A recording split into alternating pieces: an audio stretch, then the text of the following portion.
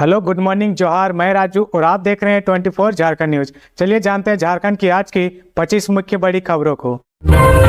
Jharkhand cabinet की बैठक में 30 प्रस्तावों पर लगी मोहर। झारखंड के मुख्यमंत्री हेमंत सोरेन की अध्यक्षता में कैबिनेट की बैठक हुई। इस कैबिनेट की बैठक में कुल 30 प्रस्तावों को मंजूरी दी गई है। इसके तहत 1 रुपये प्रति किलो चना दाल सरकारी राशन दुकानों में देने की मंजूरी दी गई है। इसके अलावा पश्चिमी सिंहभूम जिले के अलावा दुमका, लातेहार, खूंटी, सिमडेगा, गुमला, लोहरदगा समेत 7 जिलों में अत्यंत पिछड़ा वर्ग को आरक्षण देने की मंजूरी दी गई है। वहीं ईडब्ल्यूएस के रूप में नियुक्ति के लिए आवेदन करने की मंजूरी दी गई है। इसके अलावा पश्चिमी सिंहभूम जिले में 3 नए थाना गुदड़ी, लोढ़ाई, सेरेंगदा बनाने की मंजूरी दी गई है। वहीं डिजिटल पंचायत योजना को मंजूरी दी गई है। रांची में 27 अक्टूबर से विमेंस एशियन हॉकी चैंपियनशिप का आयोजन किया जाएगा, जिस पर 13 करोड़ रुपए की मंजूरी दी गई है। झारखंड में नक्सलियों से फिर मुठभेड़, उड़ीसा के सीआरपीएफ जवान सुशांत खूंटिया शहीद, सीएम हेमंत सोरेन ने दी श्रद्धांजलि। पश्चिमी सिंहभूम के टोंटो थाना अंतर्गत जिला पुलिस व सीआरपीएफ जवानों की शुक्रवार को दूसरे दिन भी नक्सलियों के साथ मुठभेड़ हुई। मुठभेड़ में नक्सलियों की गोली से सीआरपीएफ 60 बटालियन के हवलदार सुशांत कुमार खूंटिया शहीद हो गए। कांस्टेबल मुन्ना लाल यादव घायल हुए हैं। उनको रांची के मेडिका अस्पताल में भर्ती कराया गया है। शहीद जवानों को सूबे के मुखिया हेमंत सोरेन ने रांची में श्रद्धांजलि दी। बताया गया कि उड़ीसा के रहने वाले हवलदार सुशांत कुमार खूंटिया के सीने में गोली लगी। वहीं कांस्टेबल मुन्ना के पांव में गोली लगी है। गोली लगने के बाद दोनों जवानों को एयरलिफ्ट कर इलाज के लिए रांची ले जाया गया। रास्ते में हवलदार खूंटिया ने दम तोड़ दिया। वहीं मुन्ना लाल यादव का इलाज चल रहा। पुलिस का दावा है कि दोनों ओर से हुई गोलीबारी में कई नक्सली भी घायल हुए हैं। हालांकि अभी तक क्या नहीं बताया गया कि कितने नक्सली घायल हुए हैं। कोल्हन प्रमंडल के डीआईजी अजय लिंडा ने बताया कि नक्सलियों के खिलाफ सर्च अभियान जारी है। उन्होंने बताया कि नक्सलियों के खिलाफ पिछले 4 दिनों से जिला पुलिस, कोबरा जवान व सीआरपीएफ जवानों द्वारा लगातार अभियान चलाया जा रहा है। झारखंड में कमजोर पड़ रहा है मानसून, कई जिलों में होगी हल्की बारिश। राजधानी रांची समेत झारखंड के मानसून में आने वाले समय में सुधार के लक्षण दिखाई नहीं दे रहे हैं। मौसम विभाग के मुताबिक आने वाले सप्ताह में मानसून कमजोर रह सकता है। 12 से 18 अगस्त तक संथाल परगना को छोड़ राज्य के विभिन्न हिस्सों में सामान्य से कम बारिश होने का पूर्वानुमान है। इस दौरान केवल संथाल परगना में 1-2 जगह भारी बारिश होने का येलो अलर्ट जारी किया गया है, जबकि इसके अगले सप्ताह के दौरान 18 से 24 अगस्त के बीच मानसून के सामान्य होने की उम्मीद जताई जा रही है। इससे राज्य में खरीफ फसलों की शेष बची हुई खेती और भूजल स्रोत पर विपरीत असर पड़ने की संभावना है।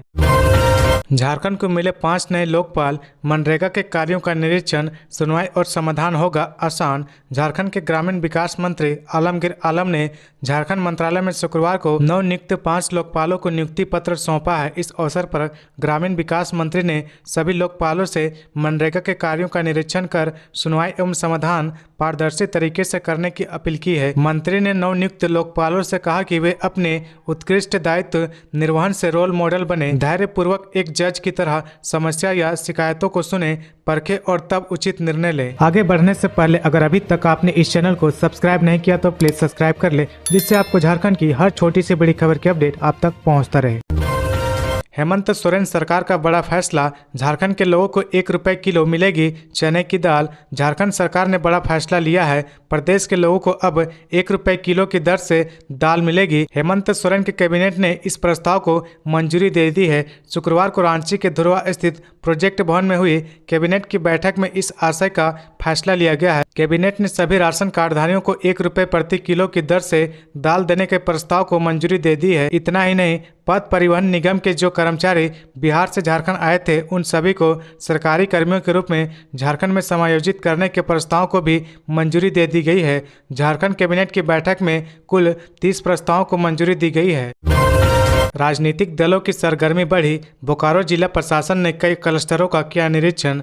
डुमरी विधानसभा उपचुनाव की घोषणा के साथ ही राजनीतिक दल सक्रिय हो गए हैं। इंडिया गठबंधन की बैठक में जहां उपचुनाव में जीत सुनिश्चित करने को लेकर रणनीति बनी, वहीं बोकारो में डीसी एसपी ने कई क्लस्टरों और मतदान केंद्रों का निरीक्षण कर अधिकारियों को कई दिशा निर्देश दिए हैं। गिरिडीह में इंडिया गठबंधन की एक बैठक में राज्य की उत्पाद व मद्य निषेध मंत्री बेबी देवी के अलावा गिरिडीह विधायक सुदीप कुमार सोनू, अखिलेश महतो, कांग्रेस के प्रदेश सचिव नरेश वर्मा, जिला कार्यकारी अध्यक्ष सतीश सतीश केडिया, उपाध्यक्ष महेश भगत, माले के प्रखंड सचिव नागेश्वर महतो आदि मौजूद थे। इसमें उपचुनाव में जीत को सुनिश्चित करने को लेकर रणनीति बनाई गई। निर्णय लिया गया कि आपसी मतभेदों को बुलाकर सभी कार्यकर्ता एकजुट होकर इंडिया के प्रत्याशी को जीत दिलाने के लिए काम करेंगे। इसके साथ ही बूथ स्तर तक पार्टी को मजबूत किया जाएगा।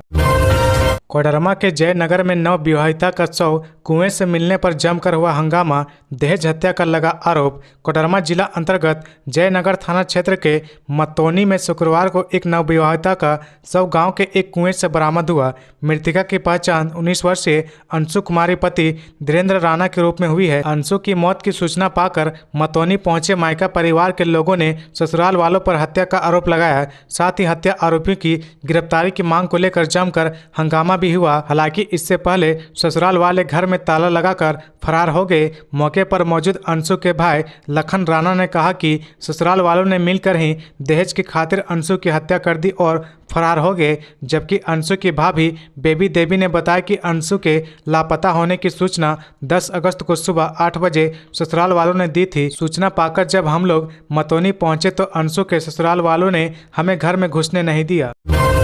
झारखंड में जल्द शुरू होगा सीएम फेलोशिप प्रोग्राम, छात्रवृत्ति योजना के लिए चयनित 25 विद्यार्थी सम्मानित। मुख्यमंत्री हेमंत सोरेन ने शुक्रवार 11 अगस्त 2023 को मरंड गोम के जयपाल मुंडा सिंह पारदेशीय छात्रवृत्ति योजना के लिए चयनित 25 प्रतिभावान विद्यार्थियों को सम्मानित किया। इसके तहत राज्य सरकार की छात्रवृत्ति योजना के लिए अनुसूचित जनजाति के 10, अनुसूचित जाति के 5, पिछड़ा वर्ग के 7 और अल्पसंख्यक वर्ग के 3 विद्यार्थी का अब विदेश में उच्च शिक्षा ग्रहण करने का सपना साकार होगा। इस मौके पर मुख्यमंत्री सीएम फेलोशिप प्रोग्राम शुरू करने की घोषणा की है। इस प्रोग्राम के तहत दुनिया के 100 विश्वविद्यालय में झारखंड के स्कॉलर्स को एमफिल और पीएचडी जैसे कोर्सेज के लिए वित्तीय सहायता सरकार द्वारा प्रदान की जाएगी।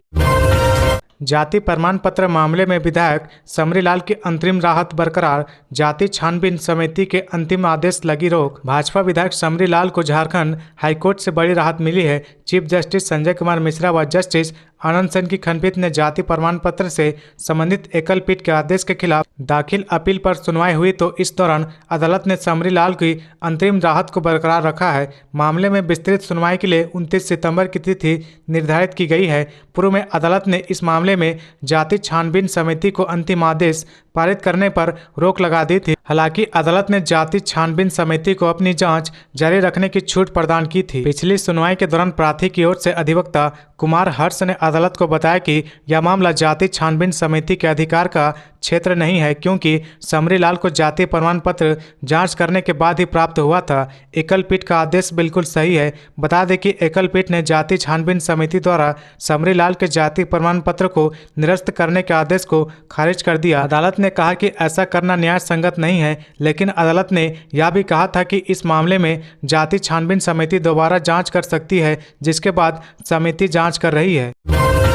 ईडी ने प्रेम प्रकाश को किया गिरफ्तार, जालसाजी कर जमीन खरीद बिक्री का है मामला। जालसाजी कर जमीन खरीद बिक्री मामले में शुक्रवार को ईडी ने प्रेम प्रकाश को गिरफ्तार कर लिया है। इससे पहले उसे पीएमएलए के विशेष न्यायाधीश की अदालत में सशरीर पेश किया गया। न्यायालय ने उसे 11 अगस्त को दिन के 11 बजे कोर्ट में पेश करने का आदेश दिया था। न्यायालय ने यह आदेश ईडी की ओर से उसे न्यायालय में पेश करने के लिए दायर किए गए प्रोडक्शन वारंट के आलोक में किया था। हालांकि इससे पहले से प्रेम प्रकाश अवैध खनन में मनी लॉन्ड्रिंग के आरोप में बिरसा मुंडा सेंट्रल जेल में बंद है। 11 अगस्त को न्यायालय में पेश किए जाने के बाद जालसाजी कर जमीन की खरीद बिक्री के मामले में ईडी ने उसे गिरफ्तार कर लिया है।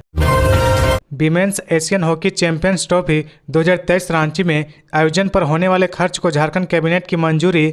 महिला एशियन हॉकी चैंपियंस ट्रॉफी 2023 का आयोजन झारखंड की राजधानी रांची में होगा। झारखंड कैबिनेट की बैठक के बाद यह जानकारी दी गई है। कैबिनेट सचिव ने प्रेस ब्रीफिंग में बताया कि मुख्यमंत्री हेमंत सोरेन की अध्यक्षता में शुक्रवार को हुई बैठक में कुल 30 फैसले लिए गए हैं। Women's Asian hockey championship trophy के आयोजन पर खर्च होने वाली राशि को कैबिनेट ने मंजूरी दे दी है। अन्य महत्वपूर्ण फैसले में पश्चिमी सिंहभूम जिले में नए थाने और गुमला जिले के सिसई पुलिस अंचल के निर्माण की मंजूरी दी गई है। तो ये थी आज की झारखंड की टॉप बड़ी खबरें। इसी तरह झारखंड की हर छोटी सी बड़ी खबर देखने के लिए आप हमारे चैनल 24 झारखंड न्यूज को सब्सक्राइब करके बेल आइकन प्रेस कर ले, जिससे आपको झारखंड की हर छोटी सी बड़ी खबर की अपडेट आप तक पहुंचता रहे।